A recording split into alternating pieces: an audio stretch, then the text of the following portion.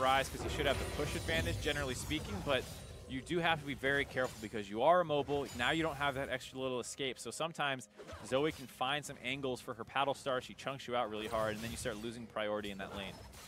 Yeah, neither of those two, they've both got a lot of damage potential. They've both got a lot of setup potential with the bubbles and the rune prisons.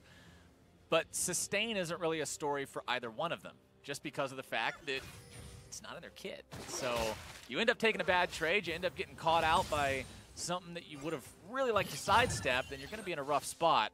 Linsanity goes for the trouble bubble there, but the minion was still alive, so the hero minion blocks it, keeping Damonte safe. Yeah, I wonder if he was trying to maybe go for like a dematerializer on it or something. I wasn't quite watching that, that closely.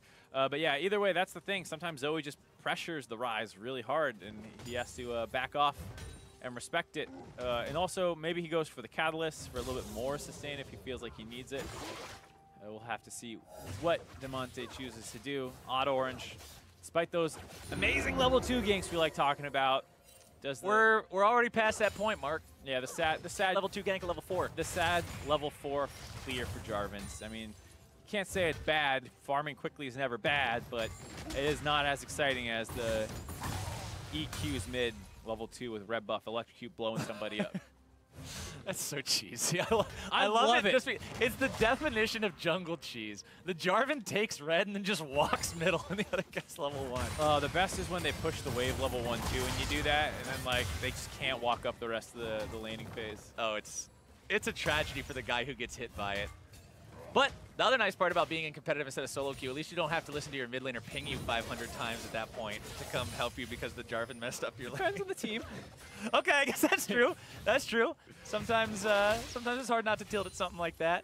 But going into this game, you mentioned it earlier, whichever one of these teams can win exits week 5 with a 500 win-loss record, which is pretty important when we're talking about playoff contention, when we're talking about getting into the postseason. Damonte and Linsanity, 1 versus 1 here in the mid lane. Overload not quite finding the mark there. The junglers are busy fighting over the chickens. Nope, Levi really wants those chickens. The trouble bubble comes in, not finding its way on to Odd Orange. But here comes your follow-up, and Damonte says, I don't care what kind of star power you got, you're first blood. Yeah, very nice coordinated invade by Echo Fox there. Levi getting kind of greedy for his Raptors.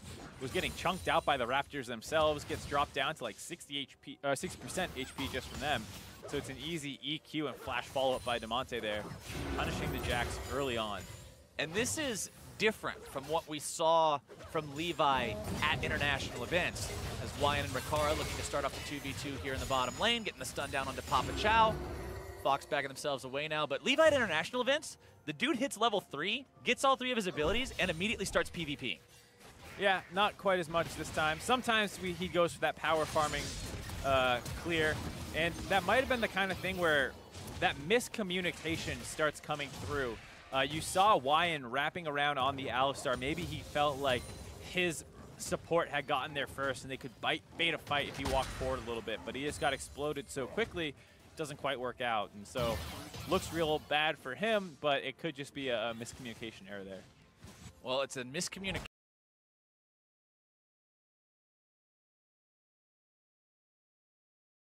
error that cost them a 1,000 gold deficit only 6 minutes into the game and set that Jax back a little bit in a way that you don't want to see him set behind. Kaizen pushing up in the top lane as well. Slight CS lead for himself, but considering his opponent's got plenty of minions to farm up here and can likely get most of them, that's not going to be true for long. Nope, most likely not. Going to be some even farming in the wet noodle fight top lane. That, you know, we thought the meta was moved on from this. We saw Jax versus Camille earlier in the day. We were popping off about how great and punishing the trades were, and now we're back to this. Now we're back to the good old, hey, I'm going to hit you, but I'm mostly trying to hit these minions, and if you stand in the way, I guess you'll get hurt too, maybe. Yeah, my W hit your W, and then we both sustained up.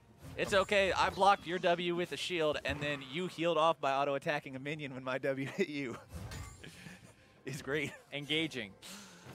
That's what they'll be doing later. That's why we're farming up, so they can engage heavily into the team fights. We know Maokai's got the tools for that. We've seen Ornn hit a few of those big ultis as well. It'll just be about who manages to get the angle, who manages to be farmed up. But unlike those carry matchups that we've seen in the past, Mark, this isn't one of those situations where if one of these guys falls 30 CS behind or like dies twice or something, that he's really like, oh man, what am I supposed to do? This other guy's so far ahead. you're both still big meatballs, and you're both just going to keep spamming abilities on waves. So you're going to stay pretty much even and relevant throughout the entire thing. And you see the team comps kind of reflect that. You know, no one's picking globals in this game, really. I mean, yes, the Rise has a semi-global, and Tom Kench has a semi-global, but the game plan here is not get up to the top side and influence a carry versus carry matchup, or even a carry versus tank matchup like we saw in the last game where Talia and Galio are both running up to the top side or down to the bot lane. This time around, it's going to be a lot more focused on pickoffs in the jungle, which we already saw once. Rise can combo very well with Jarvan. They have probably one of the scariest pre-6 kill threats in the game, and it doesn't get much better for opponents at 6.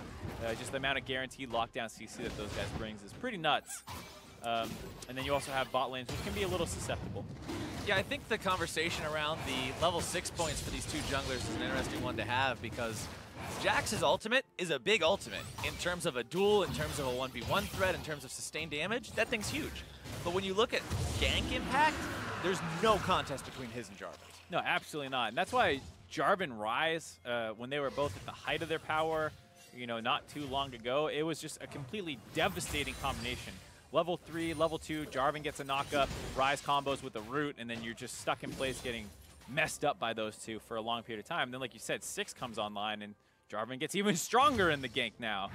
So it's one of those combinations which is very powerful. Now, I want to point out right now, Odd Orange is not having any of this pure tank jungling that we have seen so far. I got a Tom Kench. I got an Ornn. Yup, he's ready to go. He's saying, look, I'm not worrying about your Cinder Hulk into Trinity Force. I'm not even worrying about your Cinder Hulk. All I want is this warrior. That's going to be a lot of damage from this J4. Usually when they go for this build, you're going to see warrior into Black Cleaver or something of the like. So very big damage threat, but the issue with it is if it falls behind, ooh, it's not pretty. No, and it's a game where there are a fair amount of tanks on the enemy team, so your ability to just blow somebody up is not that high. But if you can get onto Linsanity or Rakara, you can mess those two up. Obviously, the tank is not going to be too fun, and Jax will eventually just live through your burst damage and out-trade you afterwards, I believe. So not sure it'll work out that well for him in the 1v1 in the jungle. Lost and Papa Chow keep constantly trying to make these moves happen in bottom lane, and I like that. They're looking to force the issue onto Wyan and Rakara, trying to get Wyan to blow everything, disengaging this. But right now, it's still a very even contest between those two. You can see about a 20 CS lead in mid lane for Demonte over Linsanity now as well. Farm lead in the jungle, despite his early death, going the way of Levi here. The dagger in his inventory leads me to believe that he is going to go for that Trinity Force we were hoping for. Yep, you would expect so, especially with the press the attack. Gonna grab that one up. And then I think the thing that's interesting is just how exactly the Jarvan matches up versus Jax in that regard. Like you said, Jarvan's one of the slower farming junglers in the current meta, which is why he's probably fallen off a little bit compared to some of the other ones. And then traditionally you often see, in competitive play at least, you do see that Cinder Hulk one. So you think, oh yeah, he'd get destroyed by the Jax. But now that he's a little bit further ahead and he's built Warrior, at what point does the Jax start taking over that matchup?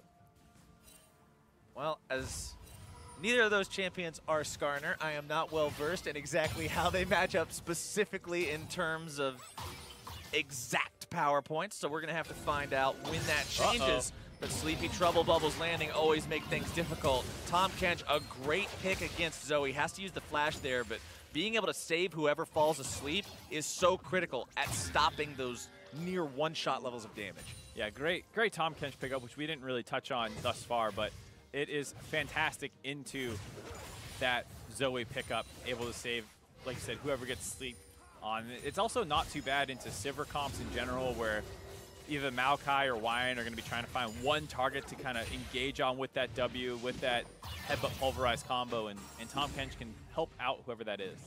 Insanity currently rocking a free flash. So if you randomly see Zoe flash in the next 20 seconds or so, he's not using his real one. Oh my gosh, he actually flashed. Demonte in some trouble. Gets himself back, drops the root. Odd Orange hanging around, knows that Zoe's still got some abilities left to cast, so doesn't want to go in, understandably so. That's the thing too, when you're Warrior Jarvan, Zoe can legit just one-hit you. Yeah. Bottom side, Wyan starting this fight off, going for Papa Chow. The one person Tom Kench can't save is Tom Kench, and that is being displayed right now as they collapse and punish. Papa Chow goes down. Zoe grabbing the kill. Nice collapse there as, whoa! Ooh! Lost threading the needle. Lost sneaks in there, grabs that kill for himself. Riv's gonna be happy about that one. Someone clip that and send it to him. Good cleanup kill, and it punishes the roam that went on down there. It allows the mid lane and jungler to get some damage down on that turret, trying to eke out these micro advantages. Now, Echo Fox up to a 2K gold lead. Echo Fox looking good against 100 Thieves Academy. You know what, Mark? All right, hold on. We'll talk about it after this replay. Let's take another look how this happened. Yeah, Darth Tom Kench the Wise could save others, but could not save himself. Is this a story that the LCS would tell you? It's not what other supports would tell. I don't know where we're going. Anyways, Tom Kench dies. Wyan uses that to stay alive. It looks like they saved him. Levi feeling good about it. Riccara feeling good about it. They start backing off and don't quite body block the follow-up by Loss, who flashes forward. Great play out of him. Good performance from Echo Fox Academy so far here. And you know, I actually played against 100 Thieves Academy the other day as well. Me and Azael queued up on Howling Abyss. Played against the team in an ARAM. Ah, how'd that go? Their Nexus blew up, not ours. So it was a pretty good day on the old Howling Abyss. So are you predicting Echo Fox Academy to win this game then? Well, the thing is, we played against the 100 Thieves Academy that didn't have Levi. So there's also not a jungle on Howling Abyss, so I'm not exactly sure how that would have impacted the map overall. There's a bush on the left side, though. That's close enough. But Levi and ARAM just stands there all game. Just sits in the bush. But we'll have to see if 100 Thieves Academy can take down this Echo Fox squad that's built themselves an early game lead. With Zoe damage like that, you've always got a distinct possibility. Demonte really having to be careful about those tricky bubbles over the wall. The last time we saw Zoe earlier on in the day when Golden Glue was playing it, you mentioned, Mark, how this champion is so difficult to move up against because of a lack of perfect vision, meaning it's so easy to get one shot, but Linsanity now taken down by Alorum, who comes up the bellows breath into the auto attack. Bit of a split fight there on the side of 100 Thieves Academy. They were getting into a river skirmish at the same time. Alorum had taken that advantage he had built in the top lane and roamed mid. And then Linsanity got a little greedy with his flash, I think it's fair to say, that he goes and tries to flash under his turret and into the 2v1 as opposed to flashing down and away from that and going towards the rest of his team. So, bit of a mistake there. Hopefully we get to see a replay and look at the other options he could have gone for. But off the back of that, Fox are going to take their second Infernal Drake of the game. And not only do they have a gold lead now, but they have a massive scaling advantage. Infernal number 2, 2,000 gold. Infernal number 3 spawning next. So if you can preserve this momentum for 6 more minutes, that's another reward. That's a big advantage then. And uh-oh, Levi's not out. Oh no, Levi hop, skip, and a jump. Over the wall he goes. Has to flash, though, to get over the second wall. Cute angle, too, to get out of there. Someone coming up the river ends up going into the pit and then flashing back out. So he's able to keep himself alive, but losing that flash does hurt. A nice advantage. And now, no turrets down yet this game. Looks like this first one getting low mid. Insanity will do everything he can to try to protect this one. Levi losing that flash means some of the engage potential of the Jax, being able to flash forward and get the Counter-Strike stun, is gone. So you still have your Maokai, you still have your Alistar to go engage, maybe even a Zoe bubble to get things started off, but the Jack's going to be a little bit on the back foot for the next few minutes. Alorum making another roam down onto Insanity. Wants to go after this Zoe. Remember, Zoe doesn't have true mobility. She has pseudo mobility in the ulti, but now Papa Chow, the man getting himself jumped on in the bottom lane yet again. Go for the guy who can't save himself. Levi grabs the kill. And looks like the skirmish in mid lane still going on. The damage onto Demonte is pretty strong. Linsanity having to flash away to keep himself safe here. Odd Orange backing out. That's a fake flash, by the way. His real flash is still halfway on cooldown. He used the flash that he picked up from Odd Orange. Yeah, right, that was the flash, his own flash he lost in that previous attempt in the mid lane that happened when he went down. Alorum's doing a good job of getting this push off in the mid lane, or top lane, excuse me, and then roaming down to the mid lane. But they got a little gun shy on that play. I'm not sure if they didn't know where Levi was, because it felt like they could have gone, but they back out, and then Levi shows in the bot lane where he's going to engage on Papa Chow again. Once again, kind of picking on that Tom Kench, finding kills where he can, which is important as the Jax, he gets him onto himself. This trade comes in. Odd Orange a little bit too early with that EQ combo. The Zoe had not quite popped back over the wall yet, so he does not get the punish on the EQ, and Zoe is able to get out of there, but very scary for a second there. Game's still equalizing itself around that 2,000 gold mark. The team's sort of hitting that point of equilibrium where nobody's able to really catch the other side off guard just yet. Nothing translating into a big lead. The Jacks closing in on that Trinity Force power spike. Levi there getting closer and closer to having some of that carry potential. Black Cleaver also being approached now by Odd Orange. More damage, more burst potential. But it's all about, like you said, Mark, catching the right guy out. You pretty much got 2 targets. You've got Linsanity and you got Rikara that's viable on. You're not looking to do that to a Maokai. You're not looking to do that to an Alistar. Nope. But, like we said, the Jarvan is a great pick into both those backliners. While he is a little squishier with the Warrior build, and you have to be a little concerned about that, Rikara does not have a way out of the Cataclysm, and Zoe, with that pseudo-mobility, does not have a way out of the Cataclysm. So you need to be careful. Sleepy Trouble Bubble, damage on Demonte there. Papa Chow, 3rd time is the charm again. Bottom lane, the play is being made, but now it's 100 Thieves Academy that have put themselves a little bit far forward here. Damage continues coming out. Wyan body blocking for Levi, has to pop the ulti to keep himself alive. FOXA Academy doing a good job, 2 versus 3. Getting a little over-aggressive there. The Summoners were back up on the side of FOXA, so it's fine to re-gank it and attempt to force those, but then Wyan flash forward for the auto attack onto Lost, which does not really result in very much for them. The Tom Kench split focus not working out for it. Push continues from FOXA here in the mid lane, looking to take this one down. The turret barely hanging on to any sort of signs of life. Grabbing that gives turret first blood and the bonus gold that goes with it over to the side of Fox, bringing that gold lead up to a little bit over 3K. They made sure all of it went onto Demonte as well. He's getting to the point where he's a little terrifying. Now that he got that first blood kill, now he's got this going on for him. Already had his Raw the Ages stacking. Finish off.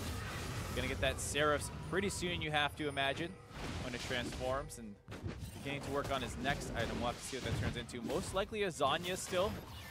Despite the nerfs that came in, still a great item to have in general.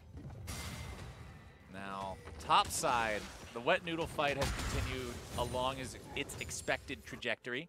Both these guys very similar in terms of where they're standing, in terms of their itemization. They've started off with Abyssal Masks, going into Glacial Shroud items next, likely looking towards those Iceborne Gauntlets. It's actually a Righteous Glory for the Maokai. That's what I was going to look out for, is if he ends up going for the Righteous Glory. I feel like you might have been able to go with a greedier build, given that you do have the Sivir already to speed up the engages. And if you want another Righteous Glory, maybe you just leave that for the Cow to pick up, and you can go for Sunfire or something to help you in the side lane a little bit more. Potentially a small advantage they could have looked for with their builds. But it will give him more ability to pull the trigger on his own. Linsanity, though, the one who could be in some real trouble right now, bursted down, no chance to retaliate. Kaizen moves in, trying to keep his teammates safe, but instead puts himself in a precarious spot, having to pop his own flash just to get out. Really like the coordination we've seen thus far out of FOXA Academy this game. Always feels like they're on the same page with their engages. Alarim in particular, very impressive with his roams, but Demonte and Odd Orange also feeling like they have a great game plan. Pick off the enemy mid laner right before the 3rd Infernal Dragon spawns. They pick this one up, no more will spawn the rest of the game. Can they do it? The enemy support, no ulti. Wyan not having that means this fight is next to impossible. Only way to take this Drake is for Levi to be the noble sacrifice, run in there, smite, steal it away. He has the flash to get back out over the wall. I'm expecting him to go in, make an attempt on this one, and he got it! And smooth as hell, too. Jumps in, smite, flash out before the enemy team can react at all. That is so big to get that for your team. What you're comparing, the difference in the comparison of those bonus stats is now you have 8% less than your opponent. They have 16 and you have 8 in terms of the bonus. It would have been 0 to 24. And unrecoverable in that position, because if a team gets 3 of a dragon type, no more There can't be any more. Right, Yeah. So this means if the dragons keep getting taken at this rate, the next one is a mountain dragon, but if they take that one down, perhaps the 3rd, or the 4th, the 5th. The 5th. The 5th and final dragon that would spawn this game could be another mountain, or infernal. As I blabber on, someone gets picked off. That was a great bait from FOXA. They're saying, we know they're going to show up to this. sit inside the brush, wait for them to approach, and insta-give somebody, and they do just that, grabbing the kill onto Wyan. Insanity tried to check the brush with the paddle star, but it was not fast enough. Not fast enough. No blue trinkets available, I believe, so they kind of had to run up and check that one. They do lose the kill for it, but there's enough minion waves crashing in the side lanes now. Warren is deciding it's not really worth the debate again. So 100 Thieves is going to go in here and get some vision control, see that they don't need to worry about it. Warren showing in the bot lane, Ezreal from the top side, so they're all good. Taking a look at this play, how smooth this was. Jump in, smite, flash out before the enemy team even knew it hit him. You can't do it any better than that. Smooth criminal. That's impressive. That was very well played from Levi. That's exactly what you want to see from your jungler there. Trinity Force now completed onto him as well. Means he's going to be a very strong duelist and a capable backline threat. This was the conversation that we had around Moon's Jax in one of the previous matches, was the fact that because he went full tank, he's not a real damage threat onto the enemy AD carry, even if he gets to him, because it's just like, okay, he's going to hit me for 100 damage, and then what does he do? So now that Levi has this item, he's very, very threatening. Even though he's 1-1-1, it's important to kind of check up on him and what we're expecting of him and the questions that we asked of him. What's he going to do with this new team? What's he going to do with this new region, especially where communication is an issue because his English-speaking abilities are limited right now. Yeah, and it's a harder team comp to execute in, as Insanity just has that free Ignite to throw at him. It's a harder team comp to play in. Before, when you had the Taric and the Jax, and the Galio is kind of like, put your stuff on me. This might be a solo kill here. No. Gets the cleanse out. Cleanse will keep it okay. I think that 100% is a solo kill if the cleanse isn't. Yeah, so Demonte feels that pressure, ends up doing that. Now Tom Kench wants to make a play happen on that top side. Ult's up there as Levi looked like he was threatening. Both teams disengaged from that situation, but there's no backup here for Levi. He can't just jump in and expect him not to instantly die. You saw how tanky the other Jax was just with the Galio ultimate and some Taric shields on top of him. No defensive steroids for the Jax here, as well as not building his tanky himself. He cannot be the primary initiator in this game. He needs to let the Maokai and Alistar start things out, wait for some cooldowns before picking the right time to go in. Fortunately for him, that's exactly what those two champions want to do. Oh, yeah. I mean, getting in the mix, starting things off with that big chain CC is going to be huge for both these guys. Aftershock on them as well means that much more damage resistance. They should have no qualms whatsoever about making sure they're in there before the Jax is. On the other side of the map, though, the Jarvan's still very squishy. 0, 0, and 2 for him. So both junglers have 2 kill participation. The difference is Echo Fox has managed to make 3 other kills happen without that jungler. 5-2 the score, 4,000 the gold lead, 2 Infernals to 1. Echo Fox would have liked that to be 3-0, but remember Levi with that clutch steal managed to keep his team afloat in that neutral objective game. Baron's been live for 5 minutes, but neither team has really tried to sneak it away or do anything crazy with it outside of that one bait for a single kill that we saw from Echo Fox. But I've got eyes on this Ryze right now, Mark, because he's got the highest farm in the game. He's got 3 kills under his belt. He's got a fully stacked Rod of Ages. Demonte is going to be a force to be reckoned with in the next fight. Absolutely. He's going to be terrifying, as well as even in the split push now. Who can really deal with a Ryze doing that amount of damage right now? It doesn't feel like Zoe wants to be up there in particular. If she can land the paddle stars, great. She can chunk him out and force him back. But just straight dueling and fighting, she doesn't want any piece of him. As you see, even Levi getting messed up pretty hard. Levi just lost 80% of his health. Yeah, 2 combos real quick. Yeah, QW EQ or something along those lines. I don't know exactly what the Ryze skill order is, but that was a lot of damage. And the thing is, Jax's Counter-Strike, you dodge all auto attacks and you reduce AoE damage. Ryze doesn't care about either of those things. Nope, absolutely not. Second turret of the game dropping here past 25 minutes, which is a pretty slow game, all things considered, even in the current meta. But it's really good for Fox to start getting better control. They need to break that top lane turret so that it's easier to push that vision advantage. You can see how, despite having the mid lane control, if you look really closely, they have this nice kind of line going up around the jungle of that part, but then it instantly goes over to the side of 100 Thieves Academy once you get close to that blue buff. Because that top turret is still up, they have that extra safety to kind of get that vision in their advantage. I know Demonte's got chunked out. I'm talking about vision over here, guys. Come on!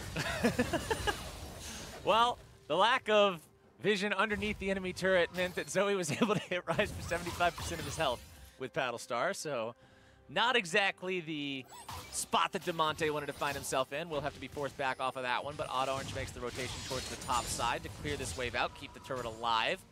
Demonte backing in the nearby brush, just in case they decided to maybe make a dive for Odd Orange. Go for a bubble into a paddle star onto that one. He was going to be there for the backup.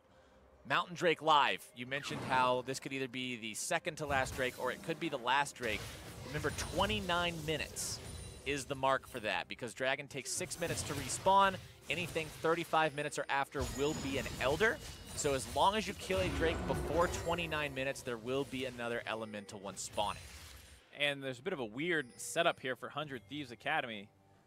They had Levi up in the top side playing around that Zoe as that Dragon spawns. And Echo Fox not really reacting well to that and trying to force that Dragon down quickly. Lost mid-control for a second, and now that gank's going to happen. Demonte tries to get himself away. Gets out, doesn't even need to have a Zhonya's effect to do it. But now the TP comes in, and Echo Fox will blow the horn, and here comes Ornn. Can they get the follow-up they need? Linsanity taken down to about half HP. Remember, he's got the ulti, but no true escape mechanism beside his flash. Echo Fox forces their opponents away, but don't really have a big advantage right now. Linsanity still at 2/3 HP, that's enough to work with. Finds the Sleepy Trouble Bubble onto the rise, but the minion wave walking up means Paddlestar can't follow it up. Good force on the side of 100 Thieves, all things considered, to stall this game out. You get a lot of global cooldowns out from the side of Echo Fox, so you don't get pulled across the map quite as hard as you might otherwise. They do lose their own, but at this point, you're fine kind of dealing with that pressure. You might have been able to find a kill, enemy team reacted well, everyone disengages, and you're still in the same spot you were before. Neither team wants to be the one that makes the mistake here. So many times. We've even seen it a couple times already today, Mark. It's not the team that makes the big play and gets themselves ahead. It's the team that makes the big throw and ends up giving their opponents an advantage. And neither one of these teams feels like they're in a spot where they want to do something crazy or do something risky. It's all about just playing the waiting game. Yep, absolutely. You can tell that teams in the Academy still struggle to close out games 100% cleanly for the most part. Either missing a thing or two when they go for the Baron, or just picking the wrong fight near it can be absolutely disastrous. Here, Fox trying to find a pick off onto Levi. All right, there comes your Ornn ulti. Rise also going to use the portal to get the rest of the guys in there, but now a multi-man stun from Levi to start off the fight, but a near instant kill onto Levi. Now they'll take him down. What else can they find here? Alorum popping the hourglass for himself to stay alive in the back line, but only for a moment. He will be taken down now. 1 versus 4, not the kind of number you walk away from. 1 for 2 overall as Papa Chow also died early on in the fight. Really well played by the side of 100 Thieves, but just a little too fast on the trigger by Levi there. He jumps in for the 4-man stun, and I believe it was Lost he chunked out really hard, and there's no minion wave, so Lost had to run through the turret to get out of there, but the side of 100 Thieves was still busy dealing with that Tahm Kench that they got caught out of position. Then Alorum was the one who kind of turned off to protect the rest of his team so that they could run out through that turret.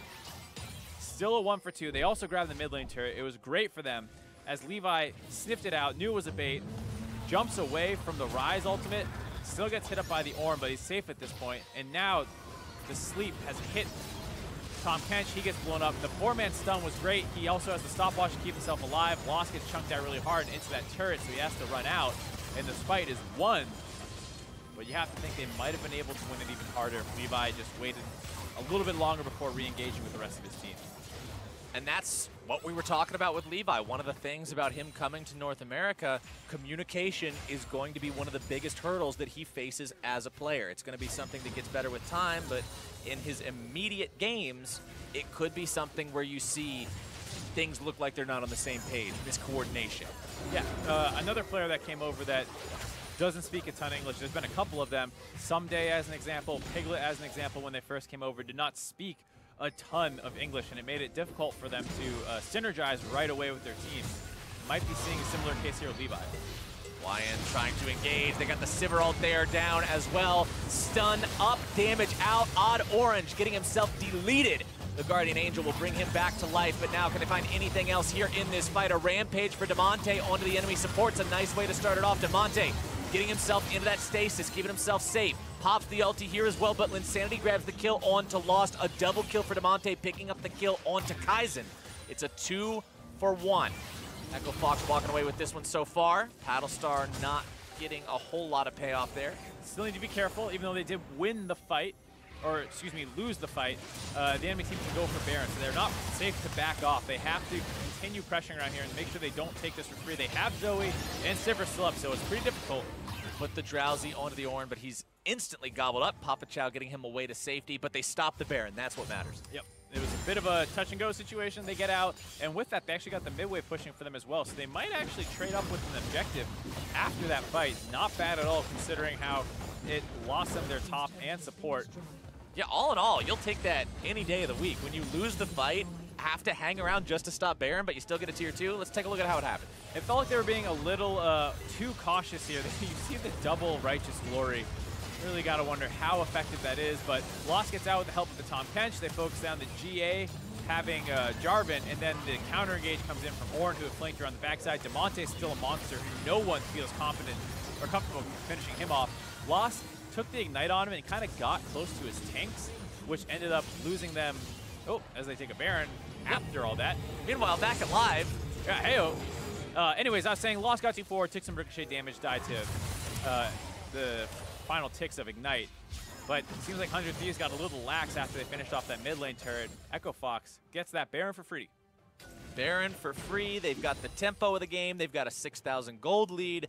What do you do with it now is the question. You've got a massive Rise that's one item away from being completely done with his... Oh, wait, no, he's not. He's actually got everything. Never mind. I stand corrected. I didn't see the fact that it was actually an Archangel staff that was on cooldown. Yeah. I thought that was like a broken stopwatch or something. Nope. No, that's a full build Rise at 34 minutes. That is a real big boy. That's a strong dude. So considering you've got this massive Rise that is just... I guess he still has to complete his masterwork, Zhonya's Hourglass. Of course. That's the final upgrade there. That's what I was talking about. Still had an item to complete, but this is the scariest player on Summoner's Rift in this game right now. And playing around him properly, I think, is imperative for Echo Fox to get the most out of this Baron. Right. They have a good comp to deal with 100 Thieves. 100 Thieves, of course, like we said, with that Zoe pick, can always find a pick off if someone's out of position and gets a little too careless around walls. Someone can always go down, but if you're just fighting straight 5v5s, both comps execute pretty similarly with big, tanky frontliners and strong backline damage threats. And Rise will destroy the enemy team's tanks right now. Like you said, full build Rise versus 2.5 item Maokai. How do you think he's going to stack up? Yeah, granted, 1.5 of those items are magic resist, but it's full build Rise. Yeah. So you see Kaizen, oh my god, the auto attacks destroyed that turret. Yep, AP ratios on auto attacks. As the reinforcements come in, Damonte trying to get himself away. This is one of those situations. The old interaction would be useful with the Zhonya's. Levi grabbing the kill onto Papa Chow, who has to be the sacrificial lamb or toad or catfish or whatever Tom Kench is. But if that was the old ult interaction, Damonte's out of there for free. Yeah, you wouldn't need to collapse. You wouldn't need to save him. It's very easy to escape, and it's not the case anymore. Surprised that didn't work out better for Echo Fox. They had the Tom Kench to collapse in, the rest of the team following him behind. But it looks like they're focused more on disengaging. So all things considered, pretty successful play by 100 Thieves, stalling out this Baron buff now. They actually haven't lost a turret with it, I believe. Bot lane turret got really low. But felt like Damonte was maybe a little too careful around it. Damonte now still 5-0. Highest farm in the game by 8, up over the Sivir of Rakara, who's getting close to that full build point himself. Still has one more item to go, so the 5 kills doing work there for your Rise. Linsanity collecting the enemy blue buff for himself on this Zoe. Honestly, he's only got an item left to go too. And Zoe, once he has full build, if he can hit a max range paddle star onto an Ezreal, that is a one-shot. Yeah, he's going to go bye-bye. As of right now, as we see the ult come in, actually. All right, full engage. Coming out from 100 Thieves, Odd Orange. There's that risky build we're talking about. When you go for so much damage, when you go for this bruiser style, it can come back and bite you if you fall behind the curve of the game. And as someone who's playing a jungler in an LCS competitive style format, Academy League, trying to mirror the LCS, I guess I should say. Yeah. Still a competitive fives format. You're not going to be able to just take all the farm and be this huge carry threat of your own. Trouble bubble down onto the Ornn, pushing into the mid lane. Inhibitor turret goes down. 100 Thieves Academy taking everything they can. Give these guys an inch, they're going to grab a mile. Pushing onto the Nexus turrets themselves now. Still 15 seconds on the odd orange. This is a little aggressive here. Would like to see them back off after finding, all things considered, a great look to steal the mid lane turret. Ornn gets 2 with the second part of the ulti. Rikara eating the true shot barrage there. A little bit of extra damage onto him, but the disengage works out. Nobody dies. Yeah, give up another Baron buff if that's going to be the outcome. They get an inhib for that. Is the net result. 100 Thieves found a good look onto Echo Fox a couple different times. They were using the Sivir ultimate to get around the map and find the pickoffs. But Echo Fox could play that a lot safer and not actually be losing those kills. And you see the benefit of those trade-ups that they made in the mid lane. The fact that those 2 turrets were already down meant they only had to get through 1 more to actually take the inhibitor for 100 Thieves there. 100 Thieves, even though they're behind, they're still finding ways to make plays. And for me, that's a really good sign for any of these teams. You mentioned earlier, Mark, how in Academy League or in any of these semi-pro style leagues where you're looking to make that last step up to the biggest competitive stages, one of the greatest challenges a lot of the teams face is learning to close the game, learning how to take a winning game and turn that into a won game. And those kinds of things right there are what I want to see from a team right now. Pulling the trigger yet again on to Papa Chow. He can't save himself, but sometimes he may not even need to if they can find the counterattack. Instead, he's going to be burned down. Odd Orange taken low here as well. Kaizen will fall to loss. The re-engage from the Odd Orange finds its way onto Wyan, as now the Rise Express going to be bringing everybody downtown. Levi barely getting himself away. You can't say the same thing for Rikara, as now Linsanity cannot make enough portals to get out of that one.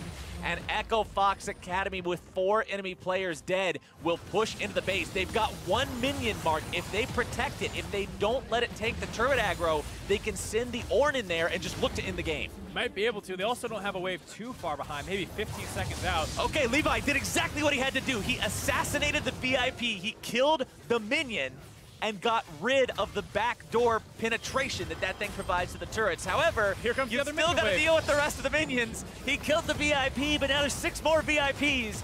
And Echo Fox Academy finding themselves in a spot where they can take down 100 Thieves and make Levi's debut less stellar than possible, get themselves that 500 record after the end of Week 5.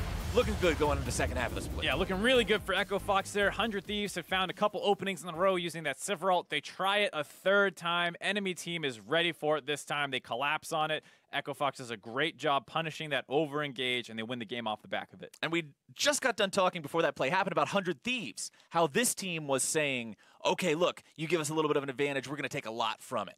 Echo Fox now says, oh, you think you took a lot from it? Let us show you how to take a lot from a little. Yeah, absolutely. And it was like kind of one of those, fool me once, shame on me, fool me twice. Okay, still shame on me. You're not going to fool me a 3rd time, to quote the one of the greatest quotes ever. Isn't that one of the ancient parables or something? Yeah, something like that. Anyways, it was a great collapse on what was going to be the 3rd attempt, where you move to the side lane with the Sivir speed. The enemy team actually collapsed. Papa Chow lived for a fair amount of time, and then you saw how much damage they have when they finally fight as 5. They blew up the front line of 100 Thieves. Let's take another look at that fight explicitly, because it was just the end all of the game. It was back and forth until then, but this stopped it. Yep, so they jump onto Papa Chow. They were looking for Demonte, but they couldn't get onto him, and now you're dropping all your damage onto the enemy team's support. Losses over the wall, destroying Kaizen. The Ornn is collapsing. He's able to snipe out a ton of CC onto the back line, and Linsanity was just not involved with the majority of that fight. Ends up trying to get some damage in there, but everyone ports over the back wall. Sivir not quite at that, gonna destroy everybody in a couple auto attacks phase. So despite everyone teleporting in all clumped up, the Ricochet does not obliterate them, and they're able to find the kills. And the Ornn ult was just so well placed too. It set them up exactly how it needed to. But to hear more about that victory, I'd like to now welcome to the broadcast Alorum via Skype. Alorum, congratulations on that win, buddy. How does it feel? Gotta feel good. Hey, thanks, guys. It feels great, and I'm just going to ask, how are you guys doing today? I'm mad. You ruined our script. We wanted, Levi's going to win everything. Alorum, what are you doing? This guy comes all the way from the Vietnam. You know, he was at Worlds, and then he has to play against the Odd Orange. It's just unlucky for him. It's I mean, he's just playing against this unlucky. monster. Did you guys not get the script? I thought we emailed it over. Come They on. burned the We're script, not man. scared of that guy. We're not scared of him. They Come on. burned it today. So tell me, you guys knew you were going to be going up against Levi today. What was the game plan like, knowing you're going up against this dude who was on a team that was known for just doing these completely off-the-wall strategies? I mean, we were talking to our main team, Joshi, or Dardoch rather, and he was telling us, you know, it's pretty hard to prepare for Levi. You know, we were thinking of, oh man, should we ban Nocturne, Kha'Zix, all these